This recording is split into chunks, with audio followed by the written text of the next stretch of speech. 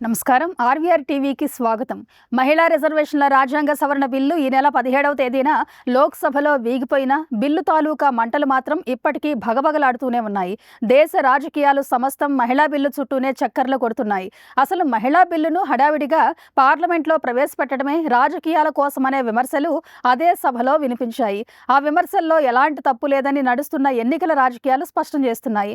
ప్రస్తుతం జరుగుతున్న 5 రాష్ట్రాల అసెంబ్లీ ఎన్నికల్లో లబ్ధి కోసమే ప్రధాని మోదీ, హోంమంత్రి అమిత్ షా మహిళా బిల్లును డీలిమిటేషన్తో ముడిపెట్టారని విపక్షాలు నేరుగానే ఆరోపించాయి. ప్రస్తుతం ఎన్నికల సభలు సాక్షిగా జరుగుతున్న విమర్శలు, ప్రతి విమర్శలు ఈ ఆరోపణలకు బలం చేకూరుస్తున్నాయి.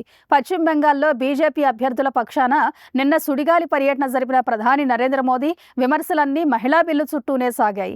మహిళా బిల్లును ఓడించిన టీఎంసీ అధినేత్రి మమతా బెనర్జీ మహిళా లోకానికి ద్రోహం చేశారని మోదీ ఆరోపించారు. మహిళల శాపం టీఎంసీకి తగలకపోదని దుమ్మెత్తిపోశారు. ప్రధాని నరేంద్ర మోడీ విమర్శలకు పశ్చిమ బెంగాల్ ముఖ్యమంత్రి మమతా బెనర్జీ అంతకంటే ఘాటుగా ప్రతి విమర్శలు చేశారు. మహిళా ప్రాతినిధ్యంలో బీజేపీ కంటే టీఎంసీ ఎన్నో అడుగులు ముందుందని ఆమె స్పష్టం చేశారు. అంతటితో ఆగకుండా టీఎంసీలో మహిళా ప్రాతినిధ్యం గురించి లెక్కలు చెప్పి మరీ చెలరేగారు. మహిళలను మోసగించడానికి, ఎన్నికల్లో లబ్ధి పొందడానికే బీజేపీ మహిళా బిల్లును డీలిమిటేషన్తో ముడిపెట్టిందని ఆమె ఆరోపించారు. లోక్సభలోని టీఎంసీ ఎంపీలలో 37% మంది మహిళలేనని ఆమె మోదీకి కౌంటర్ ఇచ్చారు. ఇక రాజ్యసభలో 46% మంది టీఎంసీ ఎంపీలు కూడా మహిళలేనని ఆమె మరో లాజిక్ తీశారు.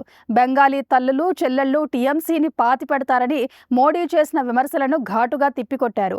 మహిళల కోసం ఇంత చేసిన టీఎంసీని వాళ్లు ఎందుకు దూరం చేసుకుంటారని ఆమె ప్రశ్నించారు. మహిళా బిల్లు పేరిట ద్రోహం చేసిన బీజేపీకే బెంగాల్ మహిళలు పాతరేస్తారని దీదీ ధ్వజమెత్తారు. ప్రధాని మోదీ, ముఖ్యమంత్రి దీదీ మాటల్లో ఏది నిజమవుతుందో తెలియాలంటే ఎన్నికల ఫలితాలు వచ్చే మే 4వ తేదీ దాకా వేచి ఉండాల్సిందే. ఇలాంటి కరెంట్ అప్డేట్స్ కోసం చూస్తూనే ఉండండి మన ఆర్వీఆర్ టీవీ. లైక్ చేయండి, షేర్ చేయండి, సబ్స్క్రైబ్ చేయండి.